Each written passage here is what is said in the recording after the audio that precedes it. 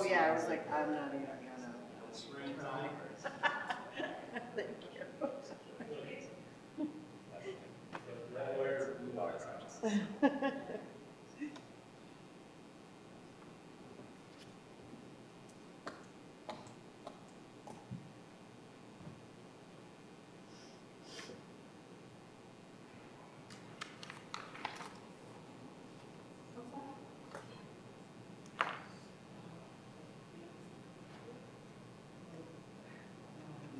That's okay. That guy? Think I do.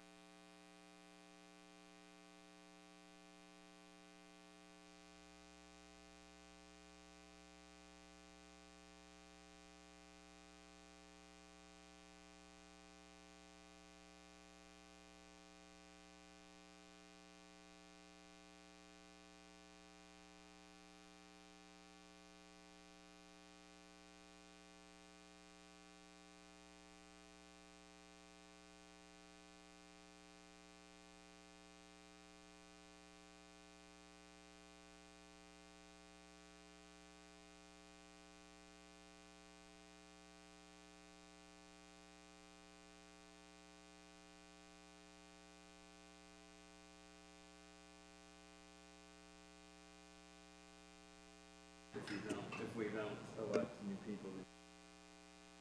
All right.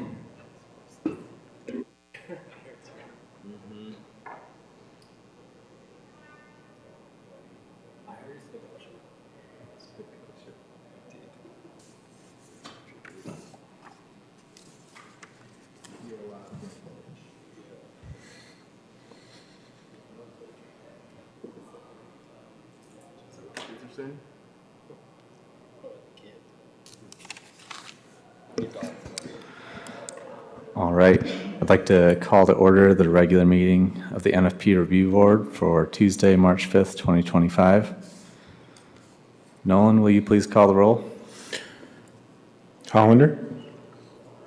Here. Frederickson? Here. Buller? Here. Mergia? Leto? Here. Martin? Here. Bassett? Here. All right, can I get a motion to excuse absent members? So moved. Support.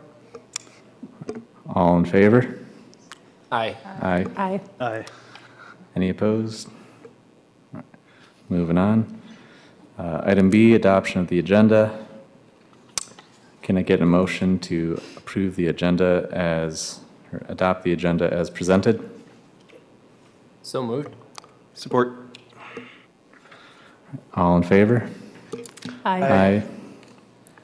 Any opposed? Motion passes. Item C, approval of minutes. Are there any amendments or comments related to the draft minutes from the February 25th, 2025 NFP meeting?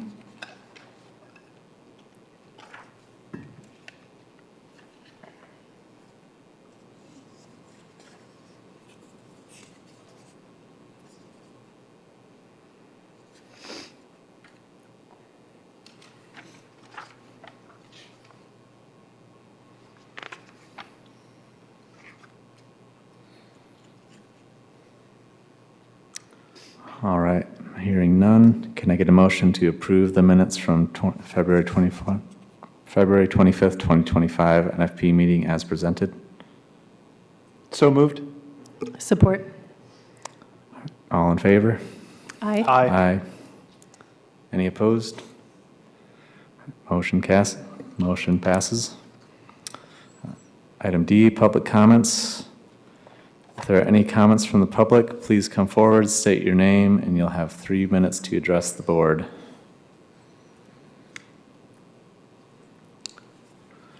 All right, I'm seeing no one step forward in person. Are there any call-in comments?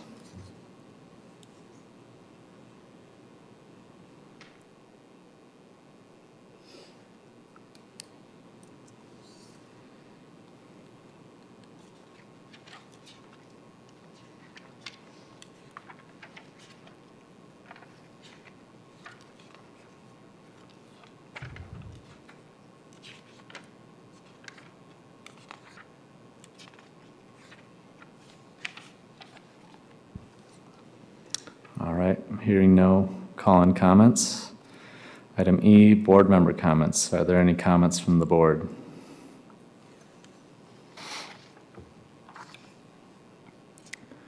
All right, hearing none. Item F, new business. Approval of the recommendation to the City Commission for the appointment of Logan Rowe to the NFP board for a full term of 3 years. There is an opportunity to provide public comment specific to this agenda item. Are there any in-person comments? All right, hearing none, seeing nobody step up. Any phone call-in comments? All right, no call-in comments. Nolan, can you provide background on this new business item? Sure. So since the beginning of this year, we've been promoting a lot of different board positions for a lot of different city boards and commissions. One of the boards and commissions is NFP. We have 3 members terming off technically at the end of this month, but we've been waiting for applications to come in. We had 2 applications come in during the first quarter of this year, and so have no fear. The bylaws have flexibility in the fact that current members, even if their term is through the end of March, can serve until their seat is officially filled. So, you know, with the 2 applicants you'll be looking at today, just keep that in mind. I'm going to let Director Fuller and Director Leto speak a little bit to Logan's credentials. We did look at scheduling an interview with Logan, however, they ended up being sick and were unable to attend that interview, but still very much interested in serving on the NFP board. They were a previous applicant. At the time when they applied, we were looking to fill the developer seat as well as the hydrogeologist seat. So those were the 2 openings we were looking to fill. So, you know, at the time they just weren't, the timing wasn't right for them in terms of serving on the board, or we reviewed their application, but, you know, it just wasn't the expertise we needed at the time. With the 3 members terming off this time, we'll be looking to fill that sort of ecology slot. And Mr. Rowe fits that slot. So I'll open it up to directors if they want to speak. You know, I can real briefly just say that, you know, I think they're a very well qualified candidate. They are specialized in entomology, for those that don't know, study of insects and how they affect our ecosystem. Really highly specialized, but I think in terms of the NFP board and the makeup of the board and the experience the applicant has with MNFI for rare species review, just, you know, understanding as well that we have a lot of invasive insect threats that are tied to certain plant species. I think that type of experience and knowledge will really be beneficial to the NFP board. Yeah, I can echo that. I reviewed his CV and application, and both looked great. Looked like a really good fit for the board, and certainly has the expertise that the board needs to fill. Yep, I'd agree. I don't know that I could offer anything more than what's been said, but interface with Logan professionally, nothing but good things to say about him. I agree. I think as a fellow bug nerd, I love to see the entomology position on the board, and thinking about the invasive insects, as you mentioned, I think also related to trees and tree pests, something that we might anticipate for the future, or could potentially have a new invasive insect, and we could have dead trees in our natural features areas, so some questions around that. Those sorts of things, as well as some of the wildflowers and plant choices for the native landscaping and how that interfaces with pollinators. I know that Logan's done a lot of work with bumblebees and other pollinators, so I think that'll be an interesting interface as well. But yeah, overall just a good presence to have on the board, I think, and trickiest thing is just learning the process itself, so. Right, yep, and they do, they also have some experience, they stated, with, birds and reptiles, which, one of the natural features that we look a lot at is wetlands, hydrologic resources, which reptiles, birds, insects, right, all intersect with those areas. Specifically, if we have projects that come up along the creeks and the rivers, there is often that rare species review next to the creeks and the rivers. Oftentimes, that's dealing with maybe some type of shrub species, maybe in the riparian zone, but we also have had, reptiles in the past, amphibians, that sort of thing, so.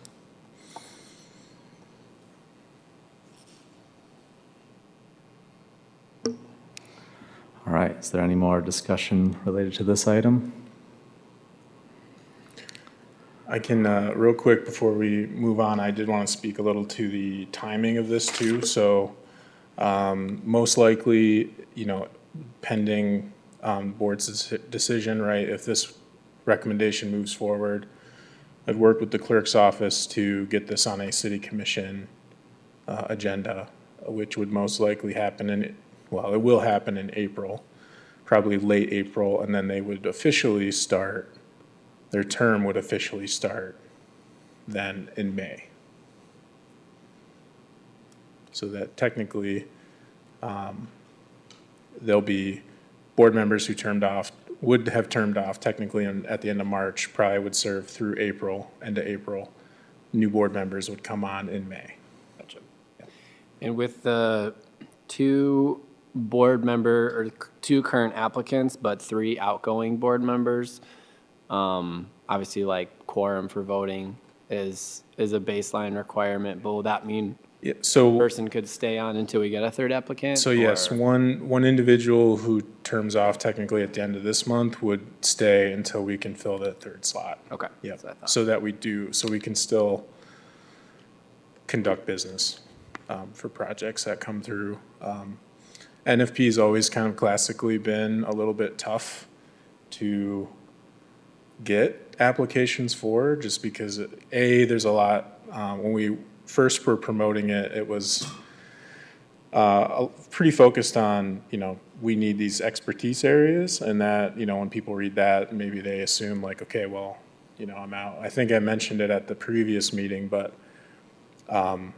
we're covering the areas we need to cover as a board,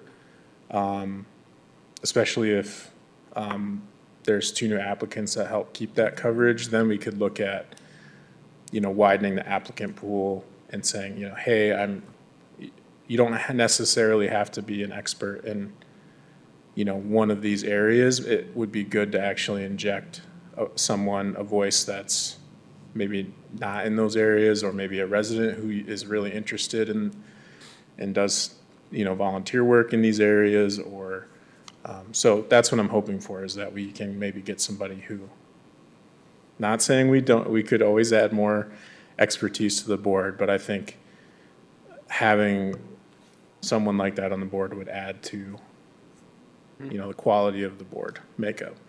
So you're saying as long as we have the expertise we need, I mean, there's 4 categories listed here. There's 7 people on the board. We can technically get that covered and then have room for additional viewpoints. Yeah. Correct, yeah, yeah. We just really need to be able to cover certain areas, and that's why we were kind of boxed in a little bit in the past, because we were trying to fill a developer seat and the sort of geology seat. And I joke about it a little bit, but, sometimes those people are very, very busy already, so there's not capacity for them to serve, or maybe they're just hesitant because maybe they think they need to live in the city, which in NFP's case, you don't need to live in the city to serve. So it's a little wider net than normal too, so. I've been trying to find somebody with water resources, because that one eye term off, I feel like that's something that will be going, unless maybe other board members have that expertise that I'm not aware of, but so I have not had any luck yet, but I've been trying. Yeah, so anyone listening, It's a water person. if there's another board seat open, please, share, let people know if they're interested, even slightly. I mean, no problem to apply and interview with the subcommittee and just get a feel, and if it's not for you, that's okay too, but, please don't hesitate to apply if you're really interested.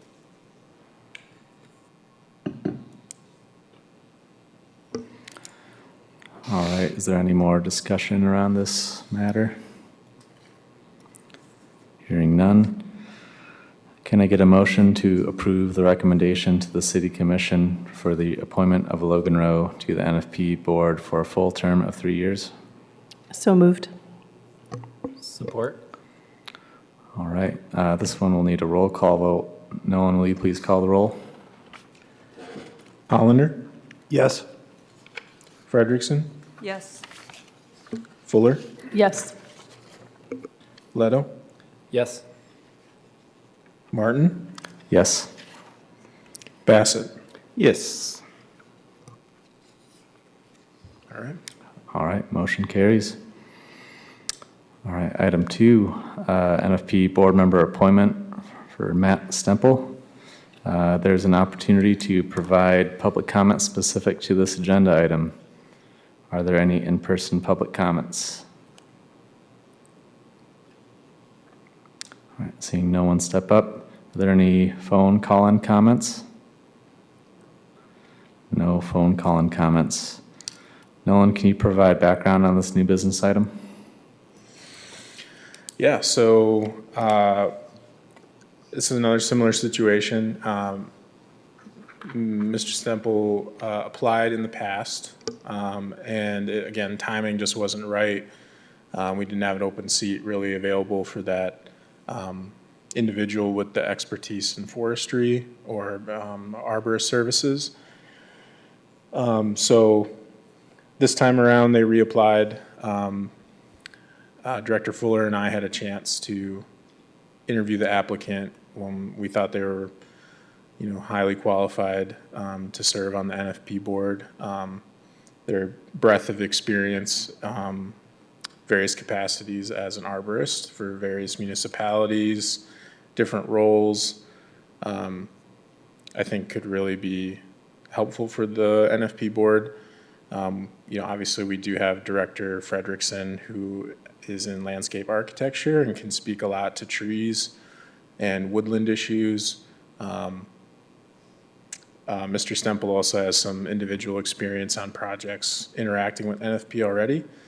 So that's also very beneficial. They kind of understand the process, understand, I guess for the board, as we continue work sessions and look at ways to improve NFP over time, that'll be another helpful perspective to have, sort of the real world experience of it being applied. And Director Fuller, if you wanted to add anything else to that. Yeah, I can just basically reiterate all that. I was really, really impressed with the resume, first of all, but then interviewing him, he, has a great breadth of knowledge.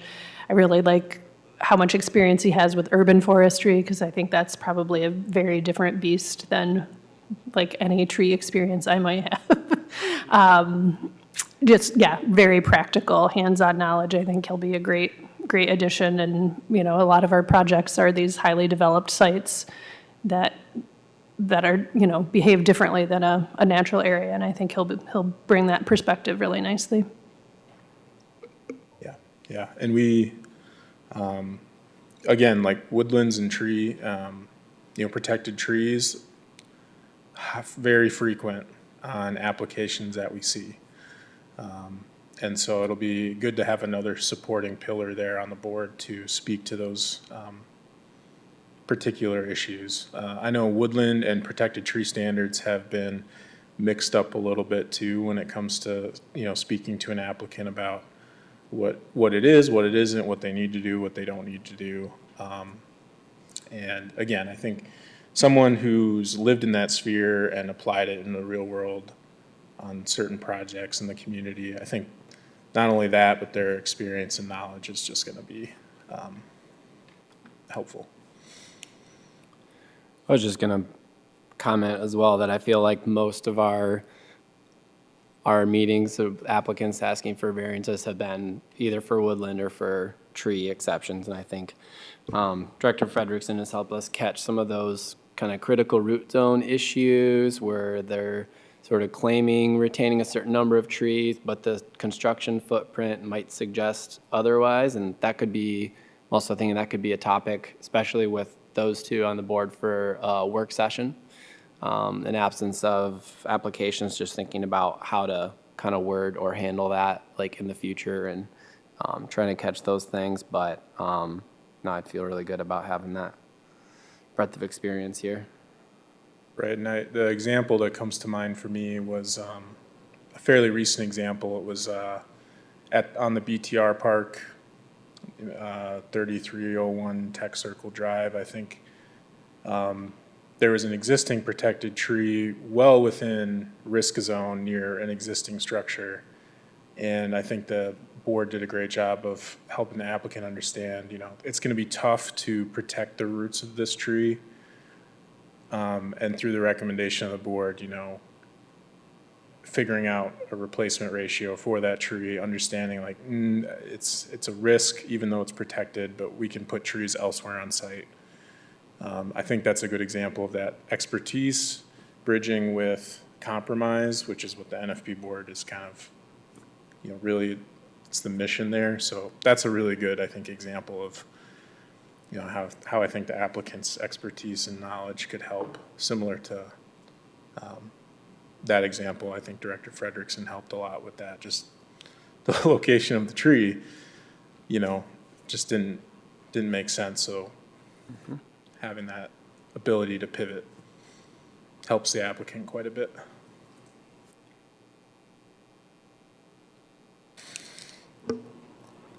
All right, is there any more discussion on this item?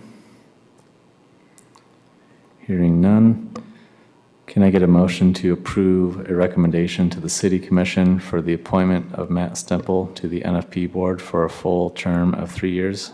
So moved. Support? All right, this will need a roll call vote. Nolan, will you please call the roll? Hollander, Yes. Frederickson, Yes. Fuller, Yes. Leto, Yes. Martin, Yes. Bassett. Yes. All right, motion carries. G, unfinished business, NFP Board Work Session. Nolan, can you provide background on this unfinished business item? Yeah, so I don't have a ton for today. I wanted to open this up again, though.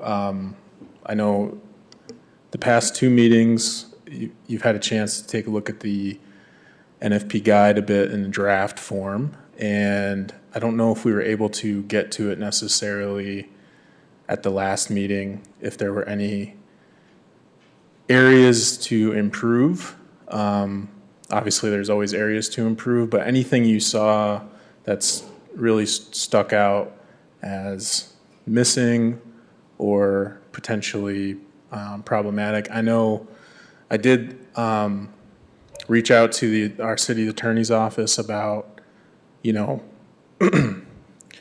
if there's an pre-existing list of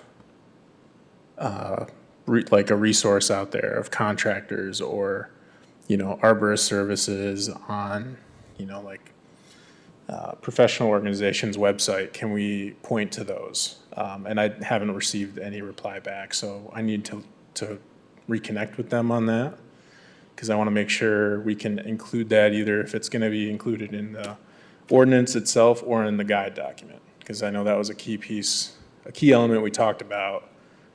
And when we had our most recent planning division meeting with developers in the community, there was some excitement around having an NFP guide with some of those resources to really help, right? Because they also deal with staff turnover and working with various clients. So we want to have a resource that, you know, really it's like plug and play. So if they can show someone new to their organization, like, hey, you're gonna be working on a project in town, it's got NFP attached, look at this guide. As a great starting point so that, again, we can help streamline that whole process. But I wanted to see if you guys had any other suggestions or comments. And then I also wanted to understand for our next meeting, what from that list in your packet, should be that last list, there's some like draft work topics. What topic you might want to focus on for the next meeting?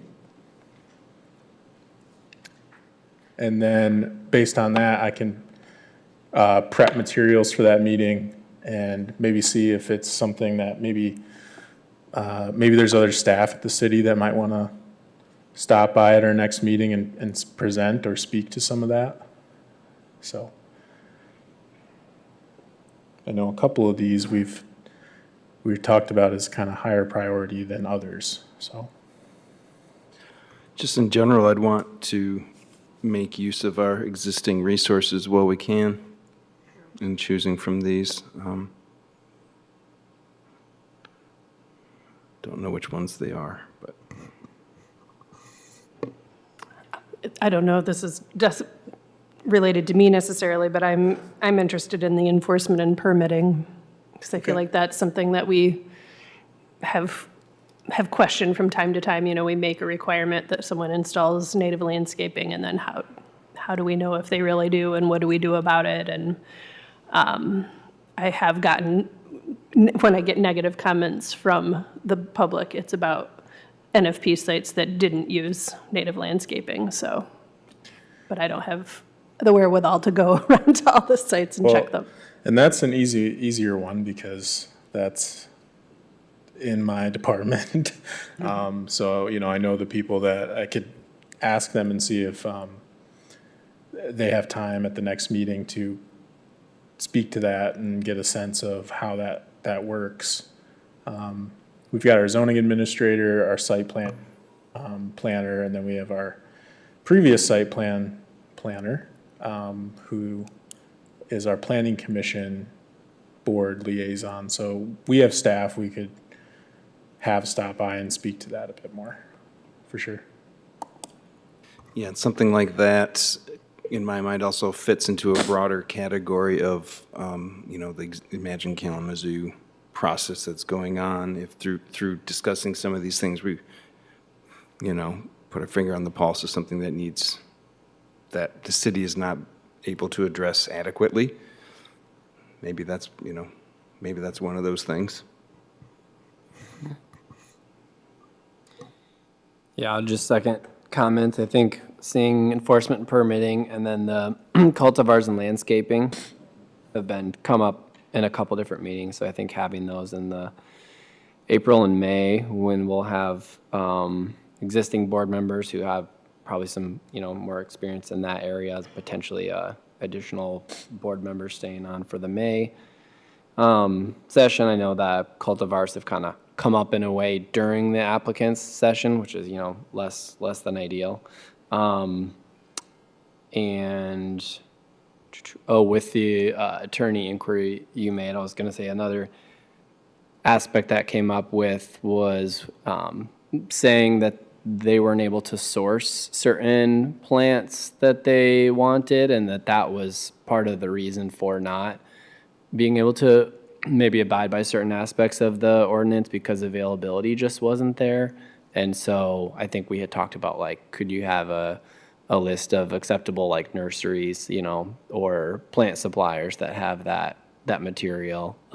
Because then it's sort of just like, it's anecdotal and you're just relying on the, probably a little bit of a conflict of interest if you're just relying on that from the applicant alone.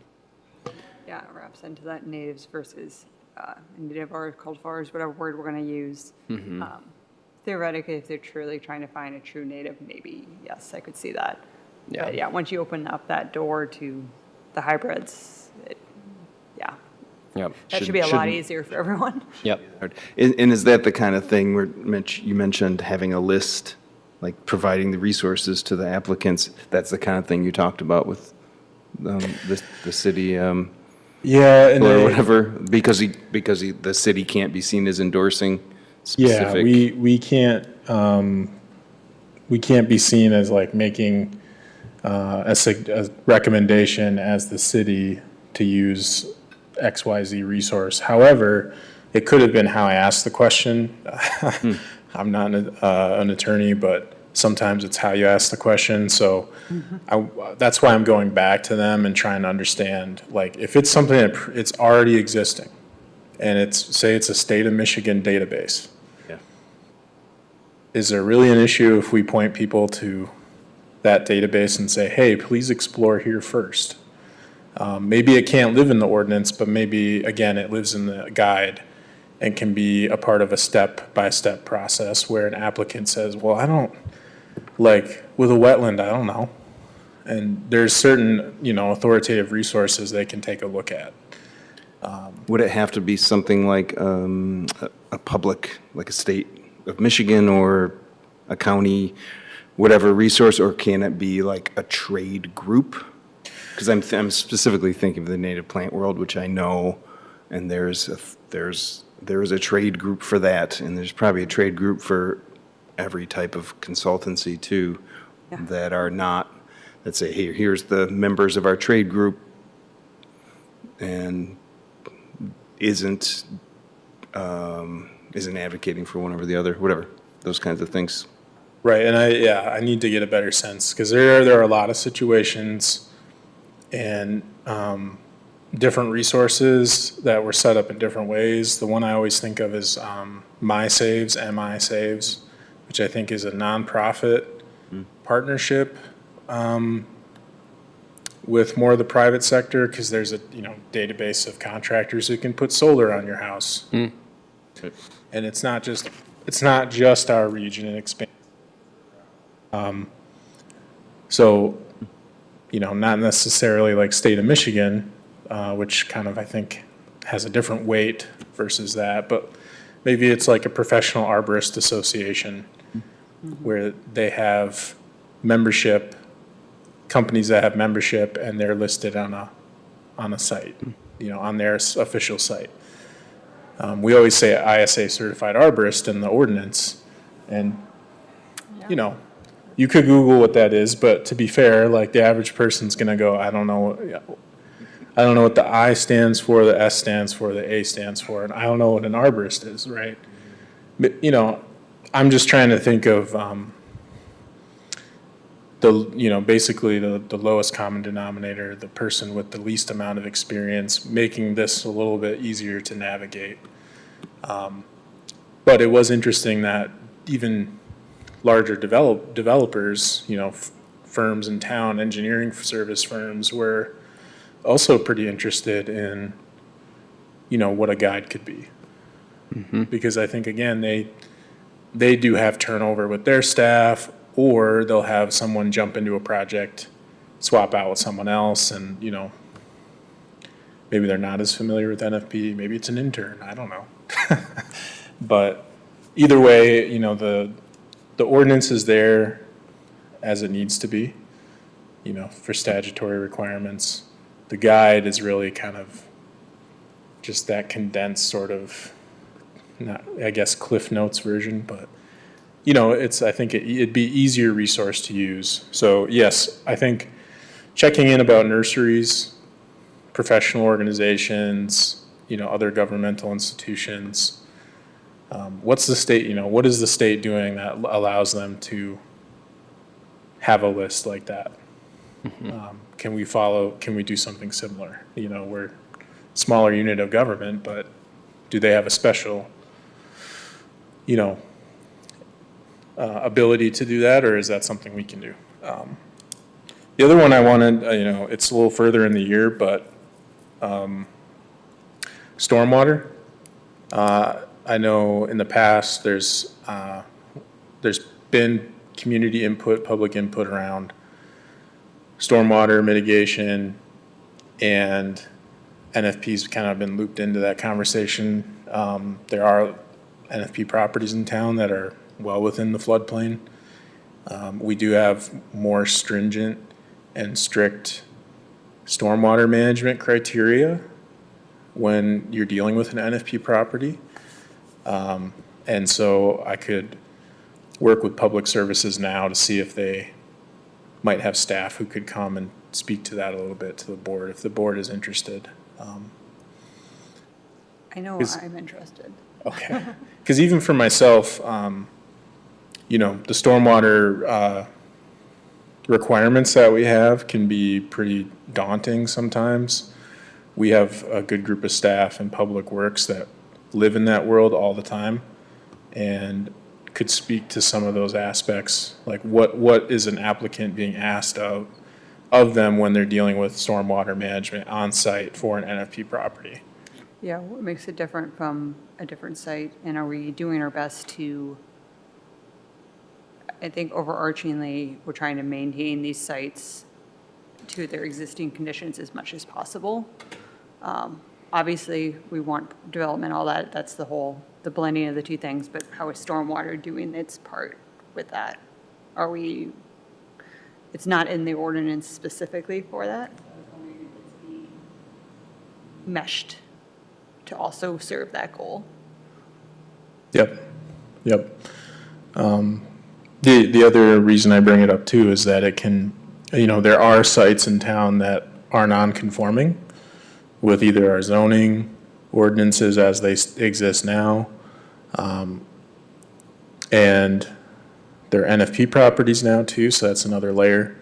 And so if a site goes to be redeveloped, that can, you know, that's just another tension point there because, you know, obviously like, for example, like a gas station, very complicated sites, often not very big, but, you know, highly contaminated, very strict stormwater requirements. If they're near, that can be another trigger. So it would be, yeah, all that to say, I think that could be good to maybe tee up for like early summer-ish. Because right now, based on comments, you know, April, enforcement permitting, May, kind of the landscaping, cultivar, nativar, natives conversation, and then June could be more stormwater content. But I'd like to bring, for these work sessions, since this is new for the board and for myself, if I can work with staff and get somebody here to maybe present on these topics and you can bounce questions off them, I think that would be good, so.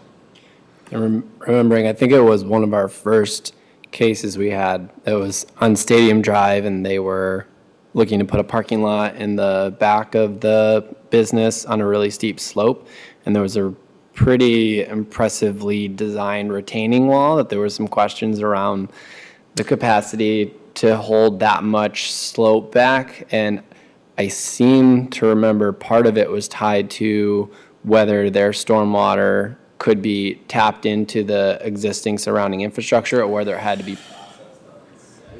And I think the depth and the degree that some of that slope had was probably due to handling some of the stormwater under the parking lot and just increase the volume of the whole infrastructure. And so I could see where even if stormwater isn't one of our natural features and it's handled by city staff, it could potentially affect that. So understanding that that's another city requirement that could affect our ability to, not impact natural features would be important to know, I think. Is the thing you're saying maybe generally that actions taken to accommodate stormwater requirements may bump up against our requirements, right? Exactly, yeah. And I would, I think what I remember that one. I don't remember all the specifics. I remember the retaining wall portion of it. That's another interesting aspect to it is that there are, so like if we're talking about Stadium Drive in particular, we don't own all of it. I think we own up to or a little past Rambling Road is the city's jurisdiction, then it goes to the state. And so then your conflict point is, can you tap into the state stormwater system? And that can be complicated. Now you're talking about jurisdictional issues, which could push forward something to meet stormwater requirements that, yes, can be designed, but should it be implemented situation, right? So, yeah, I think that's another great thing that I think staff could speak to, is some of those weird kind of jurisdictional boundary issues that we run into sometimes. But yeah, if you're talking along Stadium Drive, it'll depend, right? If it was within the city's boundary or if it was the jurisdiction of. yeah. But to your point, though, I mean, even if they had to accommodate more stormwater, and we think that it's just bumping between different ordinances and things, the whole system works as a whole. So if we're protecting the trees and the native grasses, but if we take away their natural water flow and systems, we're doing maybe injustice to what we're trying to achieve. Yeah. Yeah, big trade-offs for sure. It's like just shunting it to the infrastructure would probably leave more space on site for natural features, but then you're Yes, it's taking a balance. that water out of the local infiltration or cycle. And so, yeah, and it's watershed benefits to have it infiltrate, but yeah, so Yeah, trade-offs. it's totally a balance, but it's something I'm excited that we're maybe taking it to the next step. Yeah.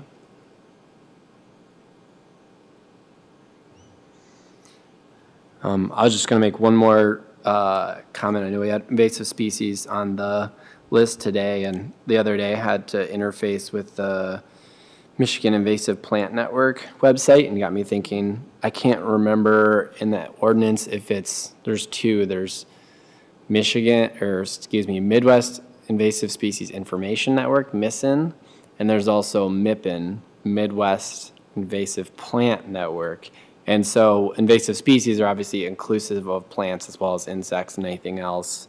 So I can't remember if we have MIPIN listed, but they have a really nice database. And I think we've discussed this before in terms of having a body whose like expertise or authority is to keep that updated rather than the board or city staff having to update every time there's a new invasive or something. And I was looking on there as well, and they have like Ontario, Minnesota, Ohio, Indiana, different states, and you can sort by which species are listed, like probably under the USDA or MDARD, like noxious species ordinance or law. But I think taking a more inclusive look at that and seeing like just because something is considered invasive in Ohio, not in Michigan, doesn't mean it's not going to be invasive in Michigan. It's just a political boundary, and it just might mean it hasn't been introduced yet. So I liked that resource and that's something we might think about as far as like trade groups or things we could list for contractors or applicants to look at contractors from a wider region that might help solve some of those problems. But I did email them to see how frequently they update it. It said last update was May 2024, so it seems like it's somewhat regularly updated, but. Because we have MISN, we okay. don't have MIPN. There's Yeah. too many acronyms. I know. This is my first time hearing of MIPN, so I'll have to take a look at it, but, yeah, like with MNFI, I reached out towards the end of last year to MSU Extension to understand to like how often do they update it? Because what we're using is 2019. The database is from 2019. Now, granted, sometimes the observations in MNFI are from the 19th century.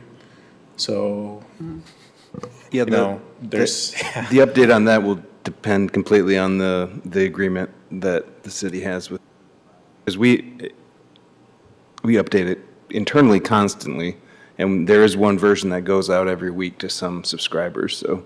okay. So that's an option. It just has to do with whatever agreement Perfect. was signed, and, yeah. I don't know if we actually signed an agreement. I'll have to go back and look, but we have, at the time when we were utilizing MNFI2, in 2019, we didn't necessarily have a dedicated GIS administrator on our IT team yet. Yeah. We've since added capacity with GIS, and so if it's a data sharing agreement, we could get that structured, and then they get the geospatial data, and we can just keep it consistently updated, so that it's at the most recent data set. Yeah, don't hesitate to reach out. They're pretty quick and want to help, want to make it work for you, so. Yeah. And we haven't had any issues with it really, because it's a yes or no. On our end, you'll see, oh yes, I need a rare species review, and then you would go to MSU Extension to complete the review. And so then at that point, I guess all that to say, like, we use the 2019 data just to confirm, to flag a site and then say yes or no. And then if it's a yes, they'll go to MSU Extension and get the most up-to-date report. So there's that too, but. And a lot of sites get flagged, basically, yeah. Yeah. If not all, I don't know. I don't know the breakdown in town here of all the NFP sites that do have yes for rare species, but for sure it's tied to our water bodies in town. There's a clear tie there. So, anything along the river, certain lakes, I think what makes it a little tougher is like, if you look at like areas around the country club, right?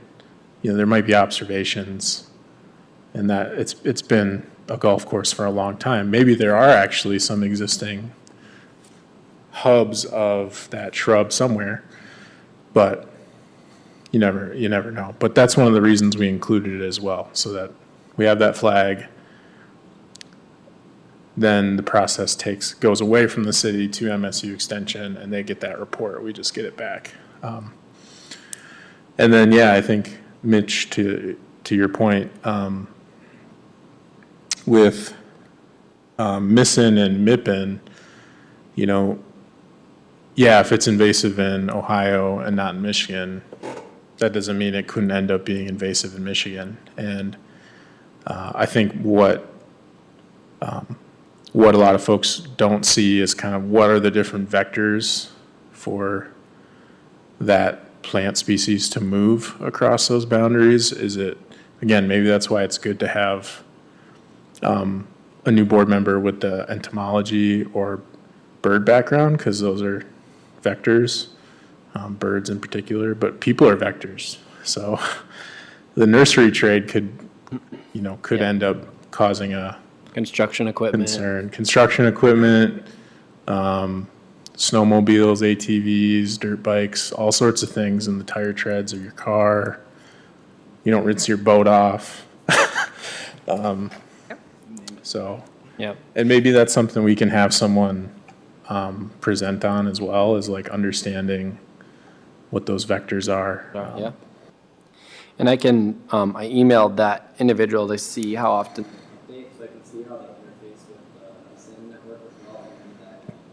MISN has a larger data set and they use that as a subset or something like that. So, but if we're just concerned with plants, which I'm trying to think of an exception where anything that's not a plant is under an applicant's control, then we might be able to hone in on that database.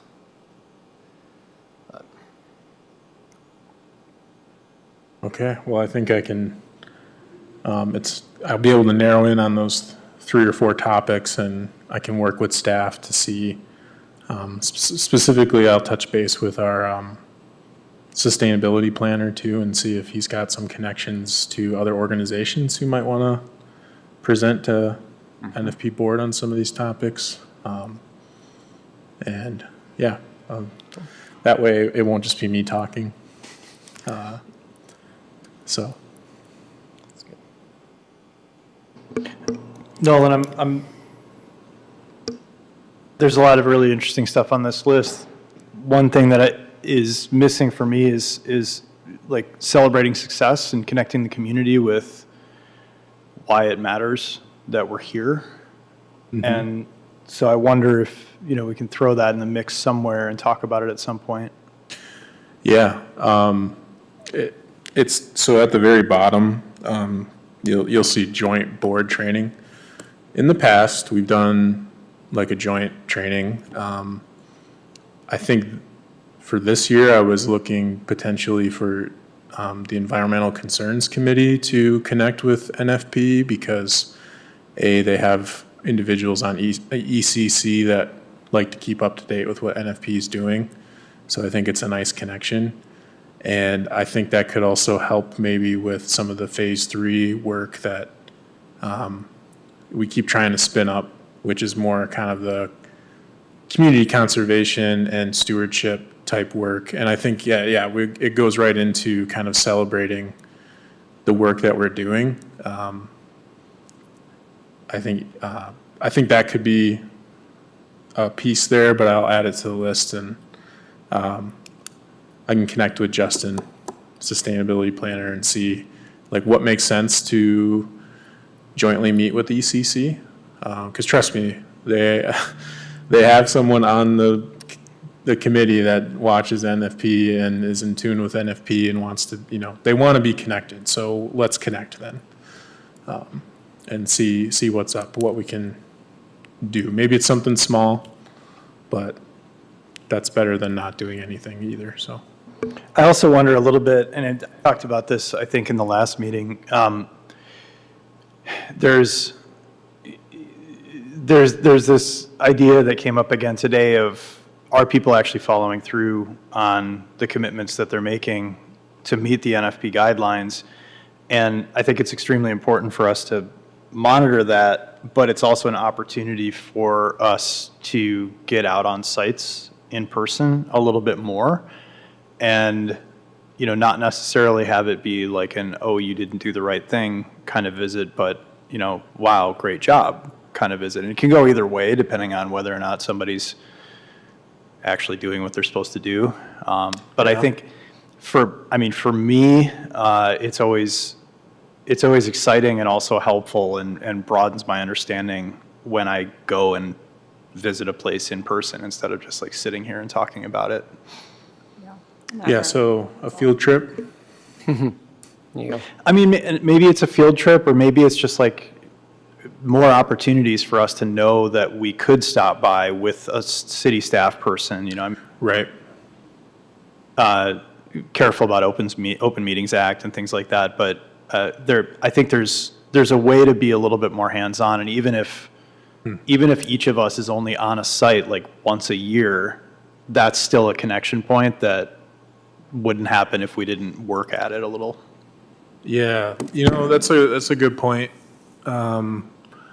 And I think I can start by talking to some building and trades folks in our department in community planning, economic development, and see, because they really, when there's permits pulled, there'll be final site inspections and things like that. So maybe it's you know, if that's existing already, maybe there's an opportunity there for a board member to tag along and, you know, again, like you're saying, kind of like, wow, look at the progress they've made on this site. I will say we haven't really had, you know, knock on wood, right here.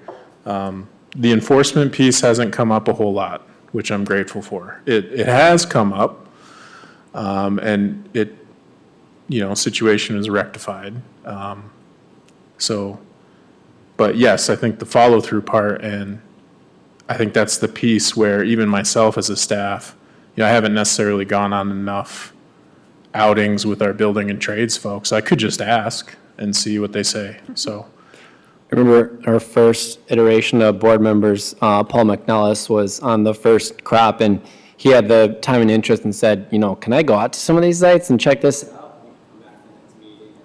Kind of report back to the group of like, yeah, here's this tree, it's basically dead already. Or he would show us pictures of the slope, or, you know, in his very PMAC Paul way, but it was, yeah, very helpful, and I think it'd be worth talking with, you know, board and future board about, like requirements versus opportunities, you know, voluntary, you know, kind of stuff that people could go out. Obviously, our whole board is voluntary, but. I remember that tree. Yeah. It was a silver maple tree. Yes.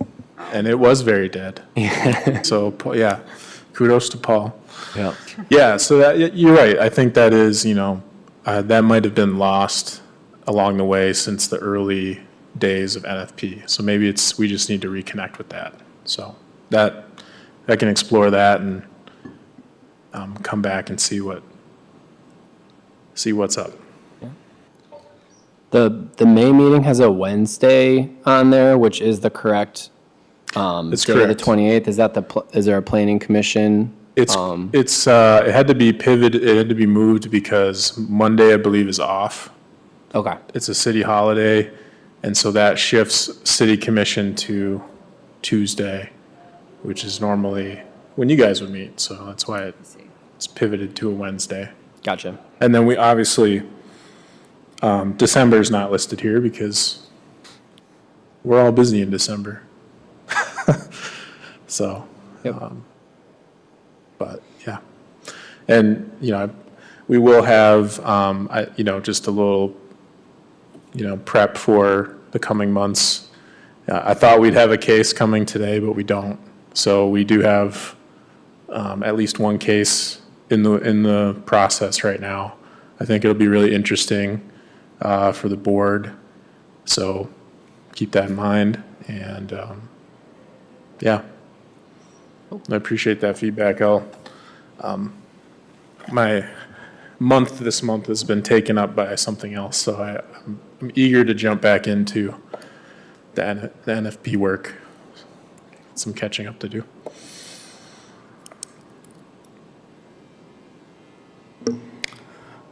All right, is there any more discussion related to this item? Hearing none. Staff reports and updates. It looks like there are none. Nope. It's the same plug each meeting, but we're still doing Imagine Kalamazoo 2025.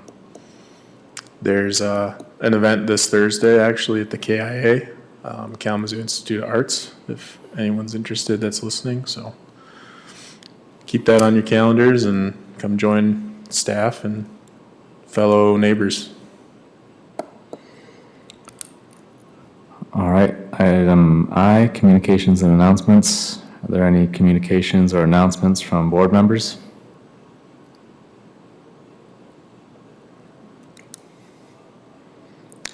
All right, hearing none. Adjourned.